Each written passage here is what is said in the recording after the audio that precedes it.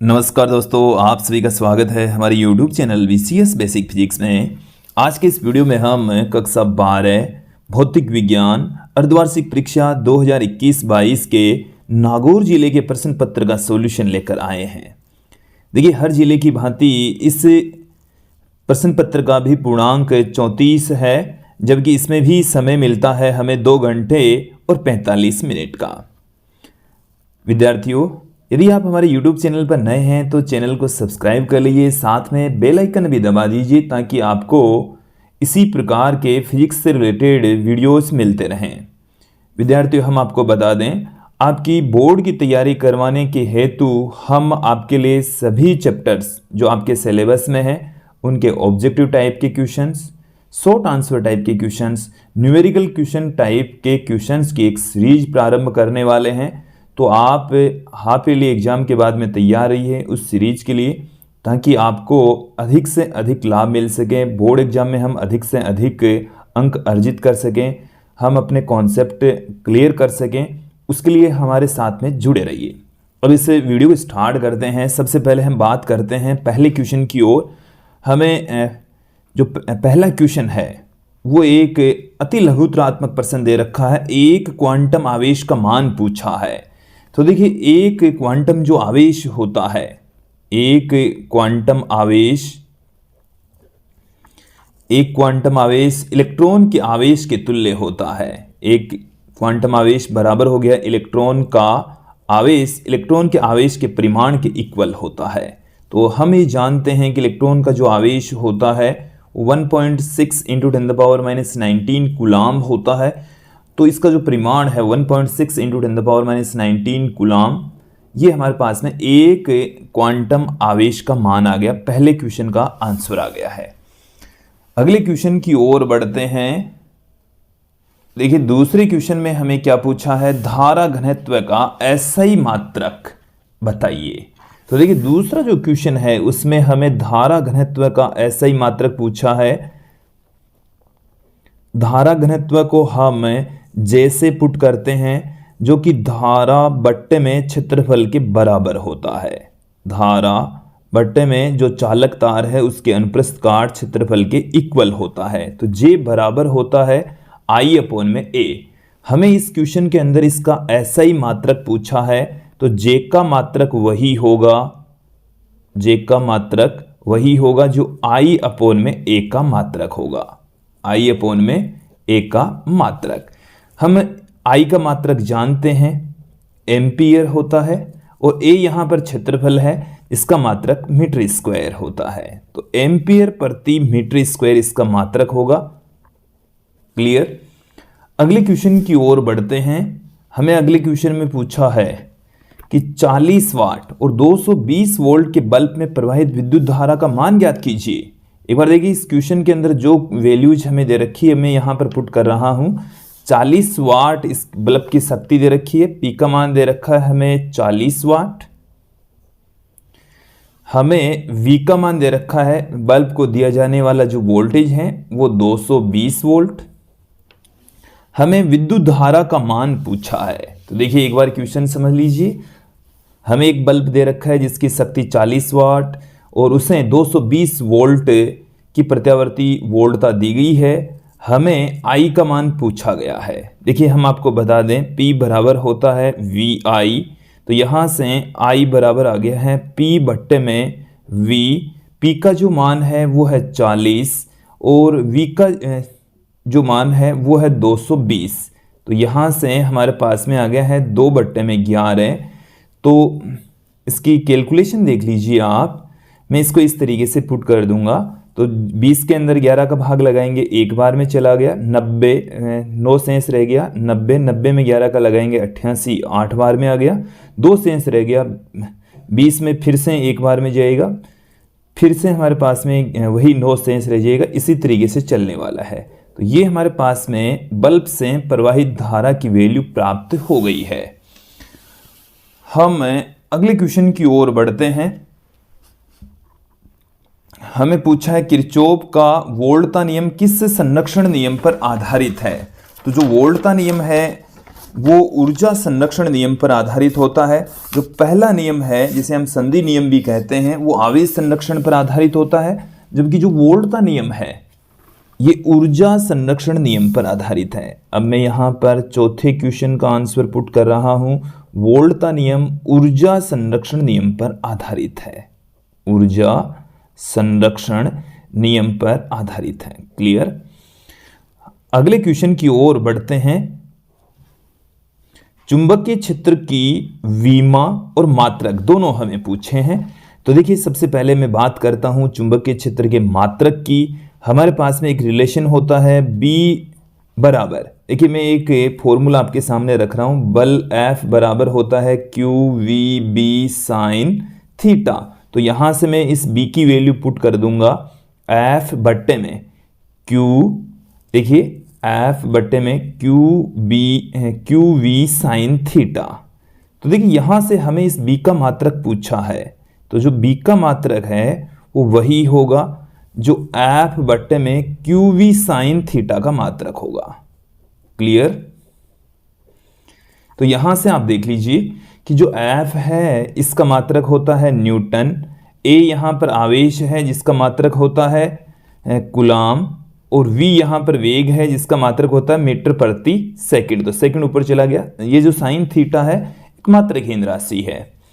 Then यहां से आप देखेंगे कि ये जो न्यूटन इंटू सेकंड प्रति कूलाम इंटू मीटर है इसे हम कहते हैं टेस्ला। इसे क्या कहा जाता है? टेस्ला कहा जाता है। टी से पुट करते हैं तो चुंबकीय क्षेत्र का मात्रक होता है टेस्ला। अब यहां पर हम बात करते हैं इसकी विमा की, तो विमा भी हम यहां से इसी फॉर्मूले के जरिए निकालने वाले हैं। तो देखिए बी की विमा वही होगी जो F बट्टे में QV साइन थीटा की विमा होगी। क्लियर। तो मैं एक एक करके इन सब की विमा आपके सामने रख रहा हूं। F यहां पर बल है जिसकी विमा होती है M1 L1 T-2 upon Q यहां पर आवेश है जिसकी विमा A1 T1, V यहां पर वेग है जिसकी विमा L1 T-1 होती है। साइन थीटा एक मात्रहीन राशि होती है। देन फाइनली हमें B की विमा क्या मिलने वाली है? देखिए B की विमा बराबर m की घात 1, देखिए L1 से L1 कैंसिल हो गया तो L की घात 0, ये T-1 से ये वाला T कैंसिल हो जाएगा तो T की घात -2 ही रह जाएगी। A की घात बट्टे से ऊपर जाएगी तो A की घात -1। तो फाइनली हमें जो B की विमा प्राप्त होती है वो M1 L0 T-2 A-1 प्राप्त होती है। अगले क्वेश्चन की ओर बढ़ते हैं। देखिए अगले क्वेश्चन में हमें दे रखा है कि यदि किसी प्रेरकत्व में धारा का मान दुगुना कर दिया जाए।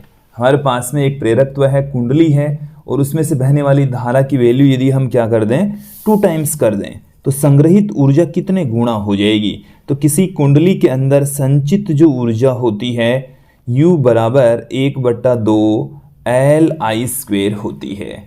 क्लियर। तो यहां से हम कह रहे हैं कि जो धारा है, धारा का मान हमने कर दिया है पहले वाली धारा का दुगुना, तो नई जो ऊर्जा है वो कितनी होगी? तो देखिए U डैश बराबर 1/2 L I डैश का स्क्वायर, तो 1/2 L 2I का स्क्वायर, यहां से हमारे पास में आ गया 2I का स्क्वायर करेंगे तो 4 आ गया 1/2 L I²। तो U डैश इक्वल टू ये 4 गुणा में U आ गया, अर्थात पहले जो भी ऊर्जा थी उसका 4 गुणा ऊर्जा उसमें संचित हो जाएगी। तो ये था 6th क्वेश्चन। अब हम थोड़ा सा और आगे बढ़ते हैं। हमें 7वें क्वेश्चन में देखिए क्या पूछा गया है।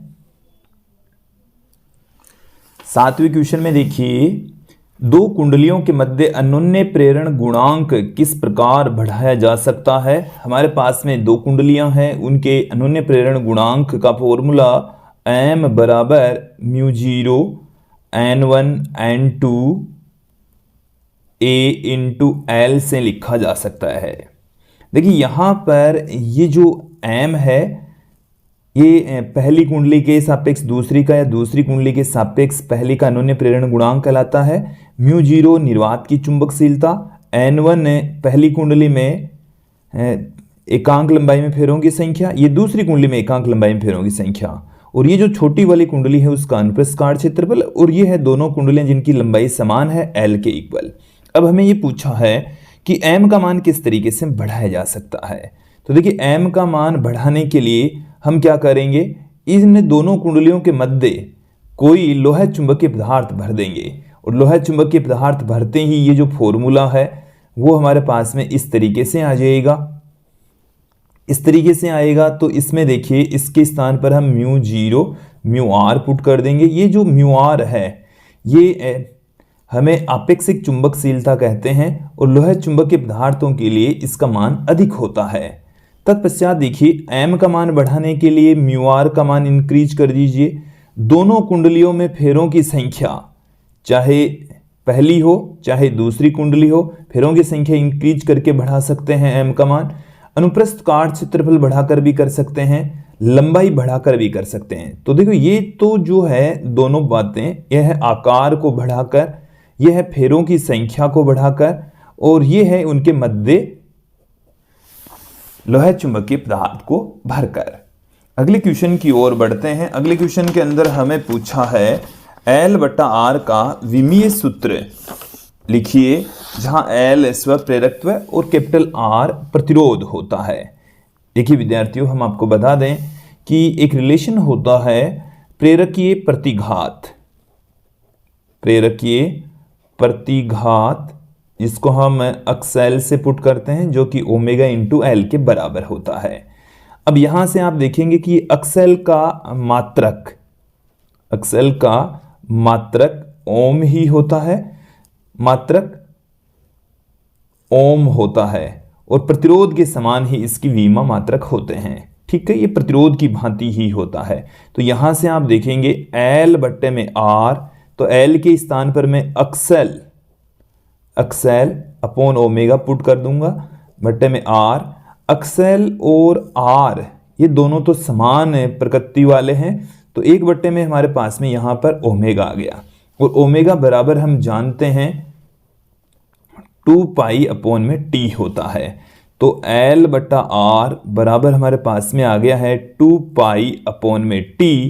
तो L अपॉन में R का मात्रक वही होगा जो T अपॉन में 2 पाई का मात्रक है। तो T यहां पर समय है, समय का मात्रक होता है सेकंड, ठीक है, और 2 पाई मात्रकहीन है। हमें L बाई R की वीमा ज्ञात करनी है, तो समय के अकॉर्डिंग इसकी वीमा हो जाएगी T1।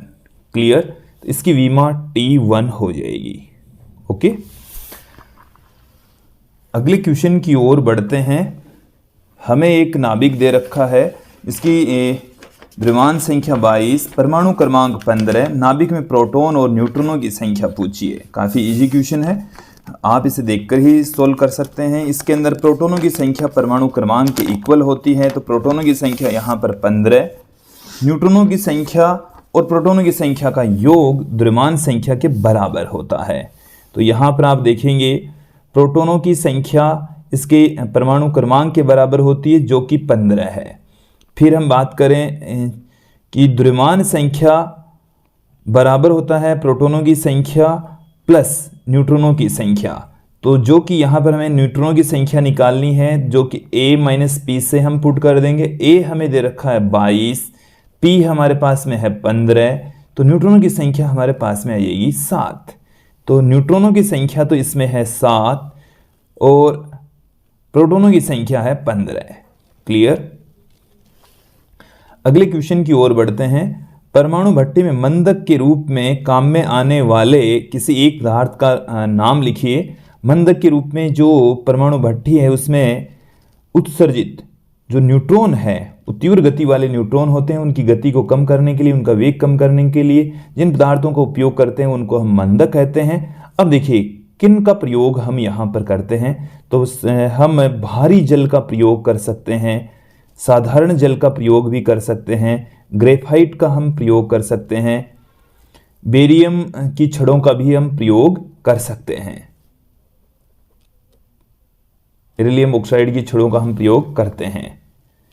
तो साधारण जल का भी प्रयोग किया जा सकता है।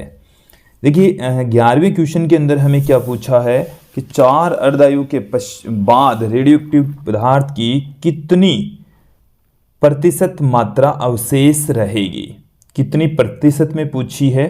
तो यहाँ पर हमारे पास में एक फॉर्मूला होता है n अपॉन में n0 बराबर 1/2 की घात स्मॉल n। ये स्मॉल n है अर्ध आयुओं की संख्या, अर्ध आयुओं की संख्या, तो जो कि हमें यहां पर 4 दे रखी है। तो n बराबर n बट्टे में n0 बराबर हमारे पास में आगे 1/2 की घात 4। यहां से हम क्या पुट कर देंगे, n बराबर n0 1/2 की घात यहाँ पर 4 आ जाएगी, तो बट्टे में 16 आ गया। हमें पूछा परसेंटेज में, तो परसेंटेज में हम क्या करेंगे, 100 से गुणा करके परसेंटेज का साइन लगा देंगे। तो मैं यहीं पर पुट कर देता हूं, गुणा में 100 प्रतिशत कर दिया, 100 के अंदर 16 का भाग लगा दीजिए, कितना आने वाला है। तो 100 के अंदर 16 का भाग लगाएंगे तो 6 बार में 96 आ गया, 40 शेष रह गया, 2 बार में आ गया हमारे पास में 32, 5 बार में ये हमारे पास में इतनी परसेंटेज मात्रा रह जाएगी। क्लियर। अगले क्वेश्चन की ओर बढ़ते हैं। अगले क्वेश्चन में हमें क्या पूछा है, क्या क्षय के बाद नाभिक की द्रव्यमान संख्या में हानि होती है। तो देखिए यहाँ पर इस क्वेश्चन को आपको समझना है कि हमें कौन से क्षय की बात कर रहे हैं। तो देखिए नाभिक की द्रव्यमान संख्या में हानि होती है क्या, तो ये जो मूल नाभिक है उसके नाभिकों की संख्या में कमी आ भी सकती है, द्रव्यमान संख्या में परिवर्तन हो सकता है। देखिए कैसे, और नहीं होता है तो कैसे। यहाँ पर क्षय की बात चल रही है तो अल्फा क्षय, बीटा क्षय और हमारे पास में है गामा क्षय, ये 3 प्रकार के क्षय होते हैं। जैसे मैं यहाँ पर किसी नाभिक को लेकर चलूँ, ये हमारे पास में कोई नाभिक है, इसमें से जब अल्फा क्षय होता है तो वाई नाभिक, तो इसका परमाणु क्रमांक 2 से और द्रव्यमान संख्या में 4 से कमी आ जाती है। तो अल्फा क्षय के दौरान द्रव्यमान संख्या में यहां पर मूल नाभिक में कमी आती है, जबकि टोटल जो अभिक्रिया है उसकी द्रव्यमान संख्या नियत रहती है। तो क्या क्षय के बाद नाभिक की द्रव्यमान संख्या में हानि होती है। तो देखिए इस यहां पर क्वेश्चन या तो अल्फा क्षय, बीटा क्षय या गामा क्षय आना चाहिए था। गामा क्षय के अंदर नहीं होता, बीटा क्षय के अंदर भी द्रव्यमान संख्या में हानि नहीं होती, लेकिन अल्फा क्षय के अंदर नाभिकों की संख्या, द्रव्यमान संख्या है उसमें 4 की कमी आ जाती है। 13वां जो क्वेश्चन है वो एक बार समझ लीजिए।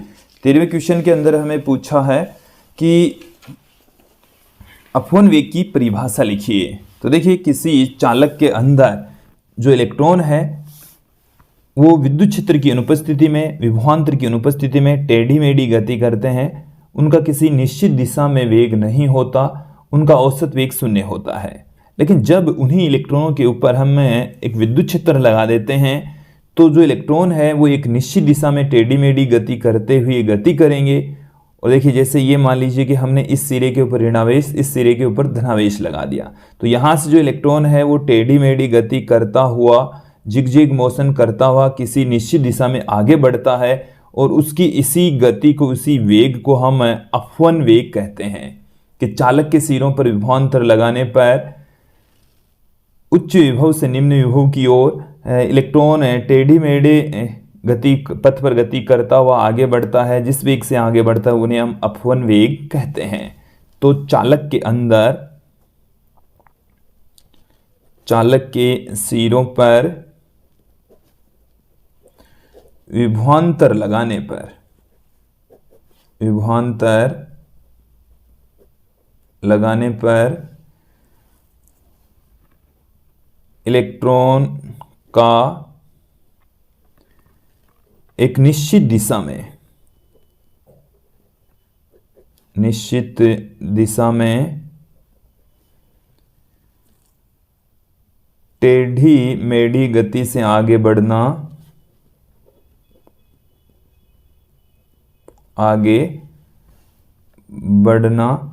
आगे बढ़ता है।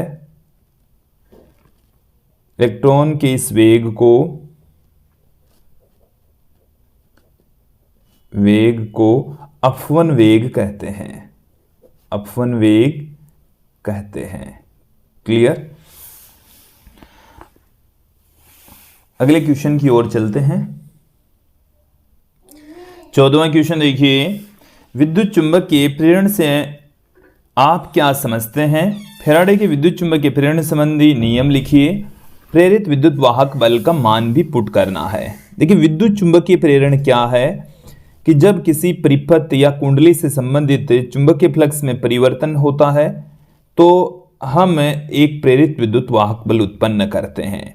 या हम ये समझ लीजिए कि जब किसी परिपथ या कुंडली से रिलेटेड चुंबकीय चित्र रेखाओं की संख्या चुंबकीय फ्लक्स में परिवर्तन होता है तो उसमें धारा का प्रवाह होता है और इस घटना को हम विद्युत चुंबकीय प्रेरण कहते हैं।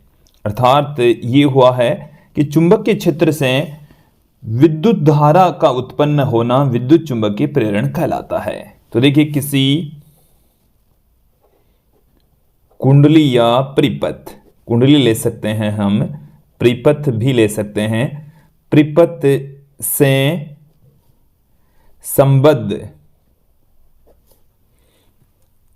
चुंबकीय फ्लक्स में परिवर्तन से, फ्लक्स में परिवर्तन से विद्युत वाहक बल का उत्पन्न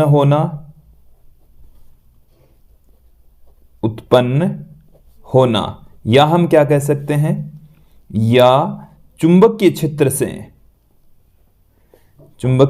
से धारा का उत्पन्न होना, धारा का उत्पन्न होना विद्युत चुंबकीय प्रेरण कहलाता है, विद्युत चुंबकीय प्रेरण कहलाता है। क्लियर। हमें यहां पर फैराडे के विद्युत चुंबकीय प्रेरण से रिलेटेड दो नियम पूछे हैं।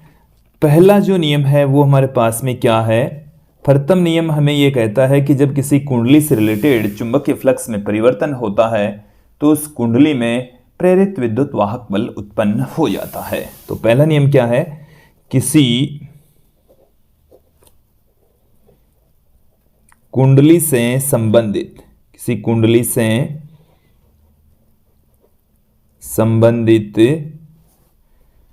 चुंबकीय फ्लक्स में परिवर्तन होने पर कुंडली में प्रेरित विद्युत वाहक बल उत्पन्न हो जाता है, प्रेरित विद्युत वाहक बल उत्पन्न हो जाता है। दूसरा नियम देखिए, द्वितीय नियम क्या है, दूसरा नियम देख लीजिए कि जो प्रेरित विद्युत वाहक बल उत्पन्न होता है वो चुंबकीय फ्लक्स में परिवर्तन की दर के समानुपाती होता है। कि किसी कुंडली में उत्पन्न प्रेरित विद्युत वाहक बल, किसी कुंडली में उत्पन्न प्रेरित विद्युत वाहक बल,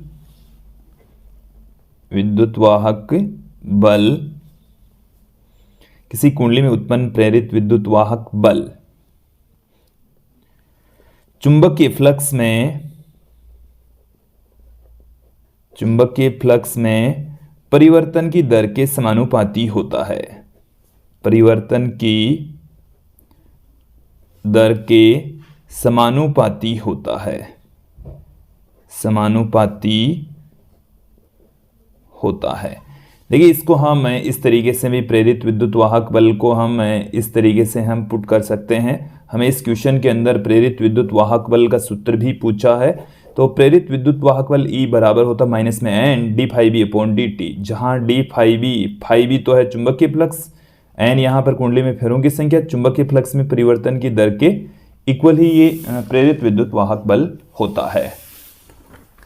अगले क्वेश्चन में हमें पूछा है कि दर्पण की फोकस दूरी एवं वक्रता त्रिज्या में संबंध स्थापित कीजिए।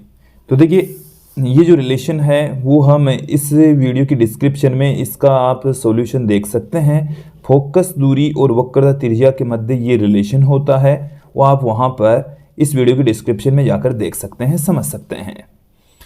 देखिए 16वां जो क्वेश्चन है उसमें हमें दो पार्ट दे रखे हैं कि सूर्य उदय एवं सूर्यास्त पर सूर्य लाल प्रतीत होता है। तो देखिए लाल दिखाई देने के पीछे रीजन क्या है। सूर्य उदय एवं सूर्यास्त के समय, देखिए मैं यहाँ पर ये एक डायग्राम आपके सामने रख रहा हूँ। ये हमारी पृथ्वी है और ये मैंने दिखाया है इसका वायुमंडल। सूर्य उदय एवं सूर्यास्त के समय क्या होता है, जैसे ये सूर्य है, ये हमारे पास में है सूर्य उदय या सूर्यास्त की स्थिति। तो यहाँ से प्रकाश लंबी दूरी तय करके, यहाँ पर हम खड़े हैं तो यहाँ से प्रकाश वायुमंडल में लंबी दूरी तय करके आता है, और जैसे जैसे सूर्यास्त का जो सूर्योदय के बाद का समय बढ़ता है, सूर्य दिन भर में ऊपर आता है, हमारे सिद्ध में आता है, तब ये जो डिस्टेंस है, सूर्य की जो किरणें हैं वायु में कम दूरी तय करती है। यहाँ पर ज़्यादा दूरी तय कर रही है, यहाँ पर कम दूरी तय कर रही है। तो सुबह और शाम जब सूर्योदय और सूर्यास्त होता है तब सूर्य की किरणें वायुमंडल में ज़्यादा लंबी दूरी तय करती है, जिसके कारण से नीले रंग की जो किरणें हैं उनका प्रकीर्णन अधिक मात्रा में हो जाता है और प्रकाश चारों ओर बिखर जाता है, जबकि लाल रंग की तरंगधैर्घ्य ज़्यादा होती है और उनका प्रकीर्णन कम होता है। जो हमारे पास में VIBGYOR, इसमें सबसे अधिक प्रकीर्णन इनका होगा, इसका प्रकीर्णन होता है सबसे कम और इनका प्रकीर्णन होता है ज़्यादा। तो लाल रंग का प्रकीर्णन सबसे कम होता है, लाल रंग की किरण फिर भी हमारे तक पहुंचती रहती है। इस वजह से सुबह और शाम अर्थात सूर्योदय और सूर्यास्त के समय सूर्य लाल दिखाई पड़ता है। इसी के सेकंड पार्ट में हमें पूछा है कि किस रंग के लिए प्रिज्म का अपवर्तनांक अधिकतम तथा न्यूनतम है। तो देखिए जब हम किसी प्रिज्म के ऊपर श्वेत प्रकाश की किरण को आपतित करवाते हैं, ये हमारे पास में एक श्वेत प्रकाश किरण है।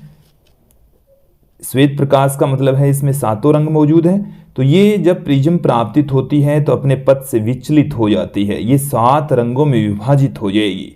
इस तरीके से ये डिवाइड हो जाती है। तो इनमें आप देखेंगे कि जो सातों रंग होते हैं वो इस तरीके से होंगे VIBGYOR।